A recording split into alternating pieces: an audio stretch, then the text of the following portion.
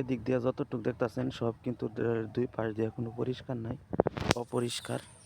কিন্তু এখানে কিছু জায়গা পরিষ্কার করে রাখছে, মানে অল্প কিছু জায়গা। আর যতটুকু জায়গা আছে সব জায়গায় অপরিষ্কার। আর বিশেষ করে রেলের যে প্রত্যেকটা জায়গাতেই যে ক্লিপ থাকার কথা এগুলো কিন্তু নাই। দেখেন আপনাদেরকে আমি দেখাইতেছি, এই যে ক্লিপ নাই, এই যে নাই, এই যে নাই। কী পরিমাণ দুর্নীতি রেলওয়ে খাতে। বিশেষ করে আপনারা ভিডিওটা বেশি বেশি শেয়ার করে দিবেন। দেখেন প্রচুর পরিমাণে, মানে এরকম তা নিজের মুখের ভাষা দিয়ে প্রকাশ করে পারতেছি না।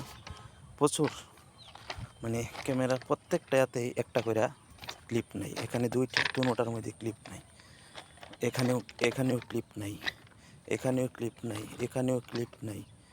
তো এখানে যেটা ভাঙ্গা, মানে প্রচুর। এখানে ক্লিপ নেই, মানে এখানে ক্লিপ নেই, মানে আমি বলে শেষ করতে পারবো না। অবশ্যই আপনারা এখানে যেগুলো জায়গা ভাঙ্গা,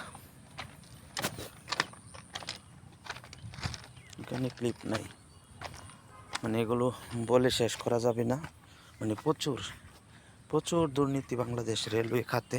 বিশেষ করে রেলের নিরাপত্তা থেকে ধরে রেলের মাঠ পর্যায় পর্যন্ত।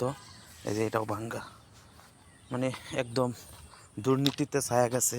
বিশেষ করে কমলাপুরে দেখবেন যে যারা রেলের দায়িত্বে আছে, নিরাপত্তারক্ষী বিভিন্ন ধরনের দায়িত্বে আছে, তারা কিন্তু বিশেষ করে আমি নিজের চোখে দেখছি সাদা পোশাকের কিছু টিটি এবং রেলের কিছু কাজ করে তারা রেলগাড়িতে।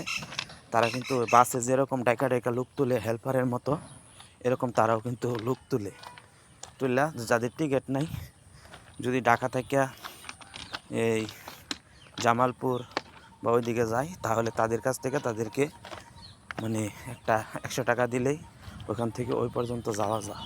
এরকম কিন্তু দুর্নীতি প্রচুর। প্রত্যেকটা জায়গাতেই দেখেন কোনো কিছু নাই। এই যে ক্লিপ নাই, ক্লিপ নাই, এই যে ক্লিপ নাই। এটা কি? এটা তো দেশের সম্পদ, সরকার তো বাজেট হয় প্রতি বছর। ক্লিপ নাই, ক্লিপ নাই, ক্লিপ নাই, মানে প্রচুর পরিমাণ দুর্নীতি রেলে।